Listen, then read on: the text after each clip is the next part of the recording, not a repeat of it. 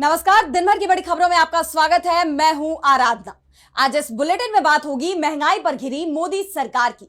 मैं समझता हूँ ये गवर्नमेंट क्रिएटेड क्राइसिस है।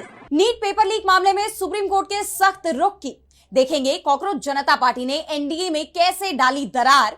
त्विषा केस में सुप्रीम कोर्ट ने दिया क्या निर्देश, जानेंगे राहुल गांधी ने मोदी पर क्यों बोला हमला। और बुलेटिन के आखिर में देखेंगे जाने माने कार्टूनिस्ट इरफान की किस खबर पर पड़ी तिरछी नजर। लेकिन दिन भर की तमाम बड़ी खबरों से पहले एक नजर आज की सुर्खियों पर। कोलकाता में अभिषेक बनर्जी के घर पहुंची पुलिस। नगर पालिका के अवैध निर्माण नोटिस के बाद कार्रवाई। अभिषेक ने 14 दिन का मांगा वक्त। एआईएडीएमके को बड़ा झटका। एआईएडीएमके के 3 विधायकों ने विधानसभा से दिया इस्तीफा। टीवीके में शामिल होने के लिए मंत्री आधव अर्जुना से मिले। असम विधानसभा में यूनिफॉर्म सिविल कोड बिल पेश। इसमें लिव इन रिलेशनशिप के रजिस्ट्रेशन का प्रावधान। उत्तराखंड और गुजरात के बाद तीसरा राज्य बना असम। दिल्ली जिमखाना क्लब जमीन विवाद में केंद्र के आदेश को दिल्ली हाईकोर्ट में चुनौती। 26 मई को होगी सुनवाई। केंद्र ने जिमखाना को 5 जून तक अपनी 27.3 एकड़ जमीन खाली करने के दिए हैं निर्देश। और हरे निशान पर बंद हुआ शेयर बाजार। 1073 अंकों की तेजी के साथ 76,488 पर बंद हुआ सेंसेक्स। वहीं 312 अंकों के उछाल के साथ 24,031 पर बंद हुआ निफ्टी। ये तो थी सुर्खियां। अब बात आज की सबसे बड़ी खबर की। मोदी सरकार ने पेट्रोल और डीजल की कीमतों में एक बार फिर बढ़ोतरी कर दी है, जिसके बाद 10 दिनों में पेट्रोल और डीजल के दाम लगभग 8 रुपए बढ़ गए हैं। इसका सीधा असर आम आदमी की जेब पर पड़ रहा है। ऐसे में मोदी सरकार भी विपक्ष के निशाने पर बनी हुई है। तो क्या है ये पूरी खबर, जानने के लिए देखिए ये रिपोर्ट। मोदी सरकार ने एक बार फिर जनता पर महंगाई का बोझ बढ़ा दिया है। पेट्रोल डीजल की कीमतों में चौथी बार बढ़ोतरी की गई है। 25 मई को पेट्रोल 2 रुपए 61 पैसे प्रति लीटर और डीजल 2 रुपए 71 पैसे प्रति लीटर हो गया, जिसके बाद दिल्ली में अब 1 लीटर पेट्रोल की कीमत 102 रुपए 12 पैसे, वहीं डीजल की कीमत 95 रुपए 20 पैसे हो गई। इसका असर ये होगा कि रोजमर्रा की जरूरत की तमाम चीजें महंगी होंगी। ट्रक और टेम्पो का किराया बढ़ जाएगा, जिससे दूसरे राज्यों से आने वाली सब्जियां, फल और राशन महंगे हो जाएंगे। किसानों के लिए खेती की लागत बढ़ जाएगी। ट्रैक्टर और पंपिंग सेट चलाने के लिए किसानों को अब ज्यादा खर्च करना होगा, जिससे खेती महंगी होगी और पहले से ही कर्ज के जाल में फंसे किसानों की मुसीबत बढ़ जाएगी। इसके साथ ही सार्वजनिक परिवहन और स्कूल बसों के किराए में भी इजाफा देखने को मिल सकता है, यानी आम आदमी की जेब को बड़ा झटका लगा है। सबसे बड़ी बात तो यह है कि सरकार किस्तों में कीमतें बढ़ा रही है, जिसके चलते लोगों के अंदर इस बात का डर बना हुआ है कि अभी ये दाम और कितनी बार बढ़ेंगे। इस बढ़ती महंगाई को लेकर मोदी सरकार लगातार विपक्ष के निशाने पर बनी हुई है। कांग्रेस ने तो पूरी लिस्ट ही पेश कर दी है कि सरकार ने कब कब और कितना दाम बढ़ाया। कांग्रेस ने एक्स पर लिखा है, 15 मई पेट्रोल 3 रुपए 29 पैसे, डीजल 3 रुपए 11 पैसे। 19 मई पेट्रोल 96 पैसे, डीजल 94 पैसे। 23 मई पेट्रोल 94 पैसे, डीजल 95 पैसे। 25 मई पेट्रोल 2 रुपए 87 पैसे, डीजल 2 रुपए 80 पैसे। कुल पेट्रोल 8 रुपए 6 पैसे, डीजल 7 रुपए 80 पैसे। तो कांग्रेस पार्टी ने तीखा हमला बोलते हुए कहा है कि महंगाई मैन मोदी ने पेट्रोल डीजल 11 दिन में 8 रुपए महंगा कर दिया। कांग्रेस अध्यक्ष मल्लिकार्जुन खड़गे ने कहा है, मैं समझता हूँ ये गवर्नमेंट क्रिएटेड क्राइसिस है। ऐसी ही स्थिति पहले यूपीए जमाने में थी कि क्रूड ऑयल के प्राइस इतने बड़े थे, फिर भी यूपीए गवर्नमेंट लोगों को राहत देने के लिए सब्सिडाइज करके उसको इतना कम कर दिए थे कि शायद वो काम तो मोदी कर नहीं सकते। वहीं कांग्रेस नेताओं ने देश के अलग अलग कोने से प्रेस कॉन्फ्रेंस कर दामों में बढ़ोतरी पर सरकार को घेरा है, जबकि दूसरे विपक्षी दलों ने भी तीखी प्रतिक्रिया दी है। टीएमसी ने एक्स पर पोस्ट किया कि पेट्रोल और डीजल की कीमतें लगातार आसमान छू रही हैं, जबकि लोग बढ़ती महंगाई के बीच गुजारा करने के लिए संघर्ष कर रहे हैं। दोस्तों, लोगों से वादा किए गए वे शानदार अच्छे दिन यही हैं। वहीं समाजवादी पार्टी ने भी एक्स पर पोस्ट कर सरकार पर हमला बोला है। पार्टी ने लिखा है, नहीं थम रहा भाजपाई महंगाई का वार, जनता का जीना हुआ दुश्वार। 10 दिन में चौथी बार बढ़े पेट्रोल डीजल के दाम। पेट्रोल 2 रुपए 61 पैसे और डीजल 2 रुपए 71 पैसे प्रति लीटर महंगा हुआ। अमृतकाल बोलकर भाजपा महंगाई काल ले आई है, नहीं चाहिए भाजपा। #नो मोर बीजेपी। महंगाई को कंट्रोल करने में जिस तरह मोदी सरकार फेल हुई है, ऐसे में उसकी नीतियां सवालों के घेरे में आ गई है। Chamber of trade and industry यानी सीटीआई के चेयरमैन ब्रिजेश गोयल ने इस मुद्दे पर केंद्रीय पेट्रोलियम मंत्री हरदीप पुरी को खत लिखकर सभी राज्यों के वित्त मंत्रियों की एक इमरजेंसी मीटिंग बुलाने की मांग की है। उनकी अपील है कि पेट्रोल डीजल पर राज्यों की तरफ से लगाए जाने वाले वैट में राहत दी जाए। अब देखना यह होगा कि सरकार इस क्राइसिस से बाहर निकलने के लिए क्या कदम उठाती है। बढ़ती महंगाई के चलते मोदी सरकार विपक्ष के निशाने पर आ गई है, तो नीट पेपर लीक मामले में भी सरकार घिरी हुई है। यह मामला सुप्रीम कोर्ट पहुंच चुका है।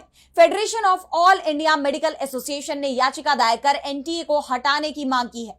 इस याचिका पर सुनवाई करते हुए 25 मई को कोर्ट ने एनटीए, केंद्र सरकार और सीबीआई को नोटिस जारी किया है और साथ ही कड़ी टिप्पणी भी की है। देखिए ये रिपोर्ट। नीट पेपर लीक मामला पूरे देश में गरमाया हुआ है। शिक्षा मंत्री धर्मेंद्र प्रधान के इस्तीफे की मांग तेज हो गई है। सड़क पर छात्रों का प्रदर्शन लगातार जारी है। सियासत में भी पेपर लीक का मुद्दा तूल पकड़ता जा रहा है, जिससे बीजेपी बुरी तरह से घिरी हुई है। इस बीच अब सुप्रीम कोर्ट ने केंद्र सरकार, एनटीए और सीबीआई को नोटिस जारी कर इस मामले में जवाब मांगा है। 25 मई को कोर्ट ने राष्ट्रीय परीक्षा एजेंसी पर कड़ी टिप्पणी की। अदालत ने कहा कि यह दुर्भाग्यपूर्ण है कि एजेंसी ने पिछले साल सामने आए पेपर लीक विवाद से कोई सबक नहीं लिया। जस्टिस पीएस नरसिम्हा और जस्टिस आलोक आराधे की पीठ ने एनटीए को निर्देश दिया कि 2024 में सुप्रीम कोर्ट के दिए गए निर्देशों और सिफारिशों पर अब तक उठाए गए कदमों का विस्तृत हलफनामा 28 मई तक दाखिल करे। अदालत ने कहा कि पहले भी ये मामला सुप्रीम कोर्ट पहुंच चुका था, जिसके बाद एक मॉनिटरिंग कमेटी बनाई गई थी और उसकी सिफारिशों को स्वीकार भी किया गया था। दरअसल ये मामला federation of all India medical association की याचिका पर सुनवाई के दौरान सामने आया। संगठन ने मांग की है कि नीट यूजी जैसी बड़ी परीक्षा कराने के लिए मौजूदा व्यवस्था की जगह एक मजबूत और स्वतंत्र संस्था बनाई जाए। याचिका में कहा गया कि बार बार पेपर लीक की घटनाएं 22.7 लाख से अधिक छात्रों के अधिकारों पर सीधा हमला है। नई संस्था बनने तक सुप्रीम कोर्ट की निगरानी में एक हाई पावर मॉनिटरिंग कमेटी गठित की जाए। बता दें, सुप्रीम कोर्ट ने केंद्र सरकार के उस समिति से भी जवाब मांगा जिसकी अध्यक्षता पूर्व इसरो प्रमुख के राधाकृष्णन कर रहे हैं। इस समिति को एनटीए की कार्यप्रणाली में सुधार के लिए बनाया गया था। अदालत ने पूछा कि आयोग की सिफारिशों पर क्या प्रगति है, तो वहीं दिल्ली की राउस एवेन्यू कोर्ट ने नीट पेपर लीक मामले की आरोपी मनीषा हवलदार को 30 मई तक 6 दिन की सीबीआई कस्टडी में भेजा है। उन पर फिजिक्स का पेपर लीक करने का आरोप लगा है। जैसे आप जानते हैं कि नीट यूजी 2026 परीक्षा 3 मई को आयोजित की गई थी। हालांकि पेपर लीक के आरोपों के बाद 12 मई को परीक्षा रद्द कर दी गई। अब नीट री एग्जाम 21 जून को आयोजित होना है। फिलहाल मामले की जांच सीबीआई कर रही है। सुप्रीम कोर्ट ने इस मामले से जुड़ी सभी याचिकाओं को एक साथ सुनने का फैसला किया है। नीट पेपर लीक मामले में विवाद गहराता जा रहा है, तो कॉकरोच जनता पार्टी को लेकर मचा बवाल भी थमने का नाम नहीं ले रहा। माना जा रहा है कि सीजेपी ने बीजेपी की नींद उड़ा दी है। अब खौफ इतना बढ़ गया है कि सीजेपी के खिलाफ सुप्रीम कोर्ट में याचिका भी दायर की गई, जिस पर कोर्ट ने अहम टिप्पणी की है। अभी तक विपक्ष तो सीजेपी के साथ ही नजर आ रहा था और अब एनडीए के सहयोगी दल भी इसके सपोर्ट में दिखाई दे रहे हैं, जिससे बीजेपी को दोहरा झटका लगा है। तो क्या है ये पूरी खबर, देखिए इस रिपोर्ट में। सीजेआई सूर्यकांत के बेरोजगार युवाओं को कॉकरोच बताने के बाद सोशल मीडिया पर कॉकरोच जनता पार्टी के नाम से शुरू हुई मुहिम बीजेपी के गले की फांस बन गई है। कॉकरोच जनता पार्टी से बीजेपी बुरी तरह डरी हुई बताई जा रही है। स्थिति ये है कि सीजेपी के बढ़ते फॉलोअर्स को देखते हुए सरकार के इशारे पर इसके एक्स हैंडल को बंद कर दिया गया और अब तो सीजेपी के खिलाफ मामला सुप्रीम कोर्ट तक पहुंच गया। लाइव लॉ की रिपोर्ट के मुताबिक राजा चौधरी नाम के एक व्यक्ति ने सुप्रीम कोर्ट में एक जनहित याचिका दायर की है, जिसमें कहा गया है कि इस संगठन ने सुप्रीम कोर्ट की टिप्पणी का गलत और व्यावसायिक इस्तेमाल किया। साथ ही इस पीआईएल पर जल्द से जल्द सुनवाई की मांग की गई थी। वहीं अब इस पर सीजेआई सूर्यकांत ने टिप्पणी की है। उन्होंने कहा, इतना ज्यादा भावुक होने की जरूरत नहीं है, इतनी कोई गंभीर अर्जेंसी नहीं है और उचित समय आने पर सुप्रीम कोर्ट इसकी जांच करेगा। सीजेपी को जनता तो समर्थन दे ही रही है और साथ ही सीजेपी को विपक्ष का भी समर्थन मिल रहा था और अब तो सीजेपी के साथ एनडीए के सहयोगी दल भी आते हुए दिखाई दे रहे हैं, जिससे बीजेपी को बड़ा झटका लगा है। एनडीए के सहयोगी टीडीपी ने कॉकरोच जनता पार्टी विवाद को लेकर बड़ा बयान दिया है। पार्टी के आंध्र प्रदेश अध्यक्ष पल्ला श्रीनिवास ने कहा, सीजेपी को केवल राजनीतिक नजरिए से नहीं देखा जाना चाहिए, बल्कि इसे देश के युवाओं की निराशा और भावनाओं के रूप में समझने की जरूरत है। युवाओं की आकांक्षाओं, रोजगार, प्रतियोगी परीक्षाओं और आर्थिक दबावों को लेकर जो भावनाएं सामने आ रही हैं, लोकतांत्रिक सरकारों को उन्हें गंभीरता से सुनना चाहिए और सोशल मीडिया पर उभर रहे ऐसे रुझानों को देखकर नीतियों में जरूरी बदलाव और सुधार करने चाहिए। टीडीपी नेता के इस बयान को बीजेपी के लिए दोहरा झटका माना जा रहा है, क्योंकि एक तरफ तो सीजेपी ने ही बीजेपी की मुश्किलें बढ़ाई हुई है, वहीं अब उसके अपने सहयोगी दल जिनके सहारे केंद्र में सरकार बनी है, वो भी सरकार के विरोध में नजर आ रहे हैं। सीजेपी का मामला सुप्रीम कोर्ट पहुंच चुका है, तो त्विषा मामले में भी सुप्रीम कोर्ट की एंट्री हो गई है। मध्य प्रदेश में त्विषा की जान जाने के मामले में बढ़ते विवाद पर सुप्रीम कोर्ट में सुनवाई हुई। कोर्ट ने सरकार के साथ ही मीडिया को भी अहम निर्देश दिए हैं। तो क्या कुछ हुआ सुप्रीम कोर्ट में सुनवाई के दौरान और क्या त्विषा को मिल पाएगा न्याय? जानने के लिए देखिए ये रिपोर्ट। देश में एक बार फिर बहू बेटियों की प्रताड़ना के मामलों को लेकर बहस छिड़ गई है। मध्य प्रदेश में त्विषा की जान जाने की घटना ने एक बार फिर इन सवालों को मजबूत कर दिया है कि क्यों आज भी हमारे समाज में लड़कियां सुरक्षित नहीं हैं। त्विषा का परिवार अपनी बेटी के लिए न्याय की गुहार लगा रहा है, जिसकी गूंज सुप्रीम कोर्ट तक सुनाई थी।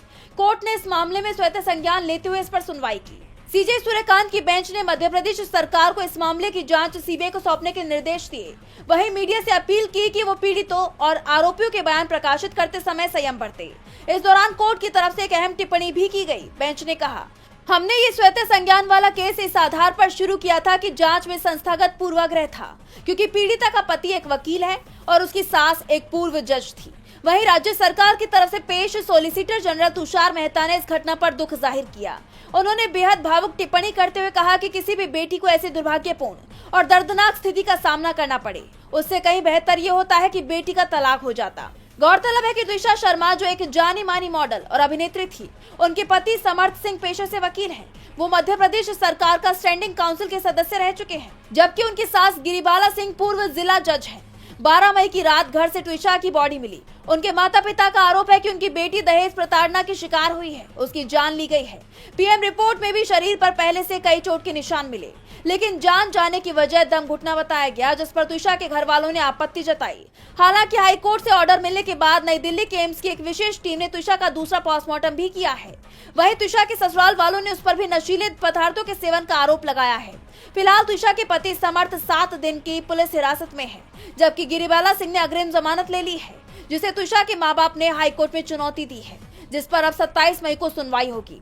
अब सबकी नजरें कोर्ट और सीबीआई पर टिकी हुई हैं कि क्या त्विषा की जान ली गई है या उसने खुद ही इतना बड़ा कदम उठाया है, और अगर ऐसा होता है तो इसके पीछे क्या वजह है। त्विषा मामला लगातार तूल पकड़ता जा रहा है, तो सीबीएसई की ऑनलाइन मार्किंग सिस्टम प्रक्रिया को लेकर भी बवाल मच गया है।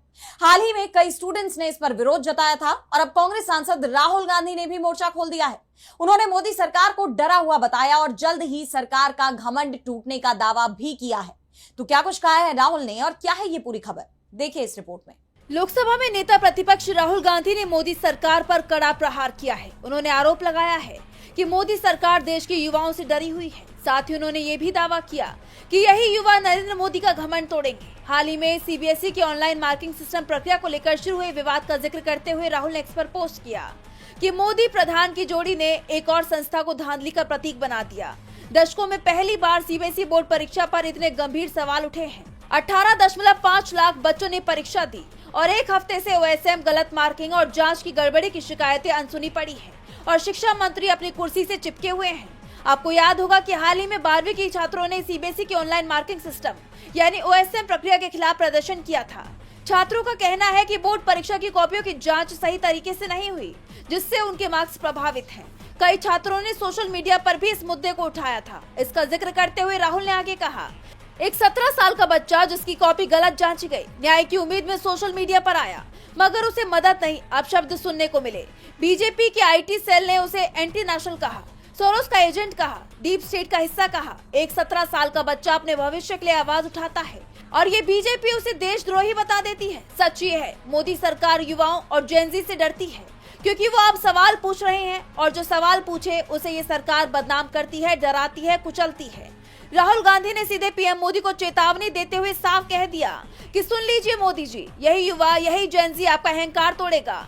राहुल के इस बयान से मोदी समेत पूरी सरकार टेंशन में दिखाई दे रही है। राहुल गांधी ने मोदी सरकार के खिलाफ मोर्चा खोल दिया है, तो इस वक्त मुश्किल में बंगाल की बीजेपी सरकार भी दिखाई दे रही है। शुवेंदु अधिकारी सीएम बनने के बाद कई बड़े फैसले ले रहे हैं और साथ ही टीएमसी पर हमलावर भी दिखाई दे रहे हैं। इस बीच उन्होंने एक ऐसा बयान दिया है जो अब उन्हीं पर भारी पड़ गया है। उनके बयान को लेकर माना जा रहा है कि वो टीएमसी से बदला लेने की तैयारी कर रहे हैं। तो ऐसा क्या कहा है सीएम शुवेंदु ने जिस पर मच गया है बवाल, देखिए इस रिपोर्ट में। पश्चिम बंगाल के मुख्यमंत्री सुवेंदु अधिकारी के बयान ने राज्य का सियासी पारा चढ़ा दिया है। सीएम सुवेंदु ने 2021 में हुए विधानसभा चुनाव का जिक्र करते हुए टीएमसी को बड़ी चेतावनी दी है। नंदीग्राम में मुख्यमंत्री सुवेंदु ने कहा कि भाजपा ने उसके कार्यकर्ताओं पर हुए तृणमूल कांग्रेस के कथित हमलों का रिकॉर्ड रखा है। उन्होंने कहा कि 2021 विधानसभा चुनावों के बाद कई भाजपा कार्यकर्ताओं के घरों को तोड़ा गया और कई पार्टी समर्थकों को मारा गया। सभी का हिसाब रखा गया है और सभी को कानूनी न्याय मिलेगा। अगर आप चाहें तो तृणमूल कांग्रेस कार्यकर्ताओं के घरों की ईंटें खींच ले, लेकिन ऐसा कभी नहीं करना। मुझे सब याद है और मैं किसी भी बात को नहीं छोड़ूंगा। मेरे लिए वोट करने में कई लोगों की जान गई है। वहीं अब सीएम सुवेंदु के इस बयान पर बवाल मच गया है। माना जा रहा है कि उन्होंने विपक्षी पार्टी टीएमसी के नेताओं को सीधी सीधी धमकी दी है। ऐसे में सवाल ये उठ रहे हैं कि क्या मुख्यमंत्री टीएमसी पर लोगों की जान लेने का आरोप लगा रहे हैं।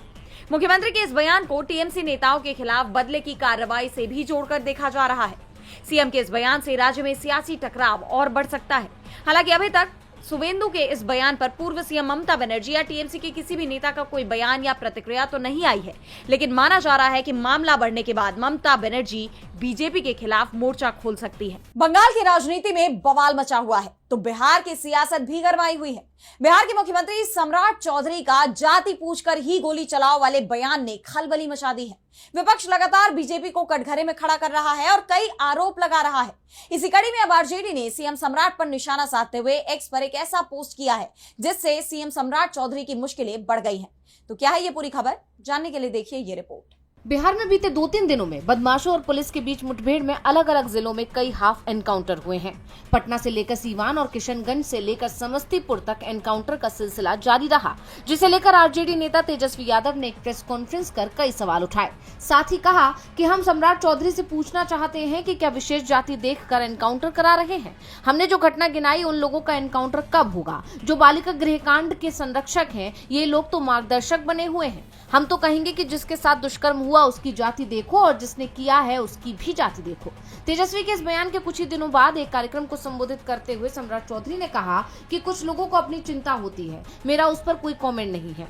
कुछ लोग तो आजकल ये पूछ रहे हैं कि पुलिस एनकाउंटर अगर होता है तो उसमें जाति भी पूछनी चाहिए। मैं तो पुलिस वालों को कहूंगा कि पूछो, जाति पूछकर ही गोली चलाओ। अब सम्राट चौधरी के इस बयान के बाद विवाद गहराता जा रहा है और बीजेपी बुरी तरह से घिरती जा रही है। इसी कड़ी में अब आरजेडी ने सम्राट चौधरी पर निशाना साधते हुए एक्स पर पोस्ट किया, जिसमें लिखा, 7 जान लेने वाला आरोपी 7वीं फेल मुख्यमंत्री कानून की ठाठा कर संविधान की धज्जियां उड़ाने वाले बयान दे रहा है, क्योंकि इसके पास करने को कुछ है नहीं। प्रशासनिक क्षमता बेचारे में 0 बटा सन्नाटा है। डीके टैक्स और पीए मॉडल के तहत कठपुतली सीएम को जो कहा जाता है वो वहां साइन कर देता है और जहां मर्जी बिना सोचे समझे जुबान चला देता है। अब आरजेडी के इस ट्वीट के बाद सम्राट चौधरी की किरकिरी हो रही है और बीजेपी विपक्ष के निशाने पर आ गई है। खैर, अब देखना ये होगा कि ये विवाद कहां जाकर थमता है और सम्राट चौधरी अपने बयान पर क्या सफाई देते हुए नजर आते हैं। और बुलेटिन के आखिर में देखेंगे जाने माने कार्टूनिस्ट इरफान की किस खबर पर पड़ी तिरछी नजर।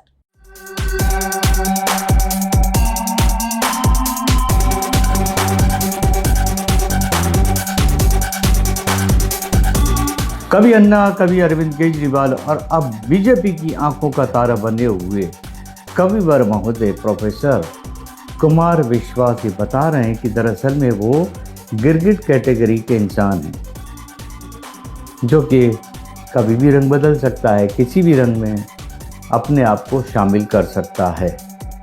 उन्होंने अभी हाल ही में बनी हुई रिकॉर्ड तोड़ फॉलोवर्स की भारतीय कॉकरोच पार्टी के ऊपर कमेंट किया है और उन्होंने कहा कि उसका तो इलाज हो जाएगा भाई।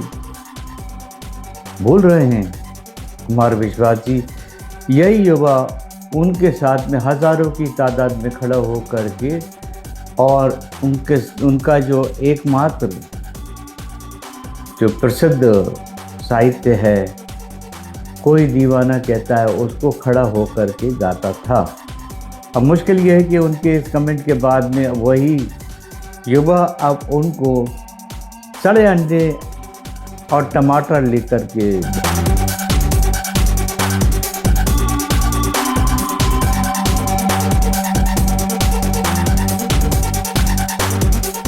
बहुत बहुत शुक्रिया इरफान जी। तो आज इस बुलेटिन में इतना ही। आप देखते रहिए डीबी लाइव। नमस्कार।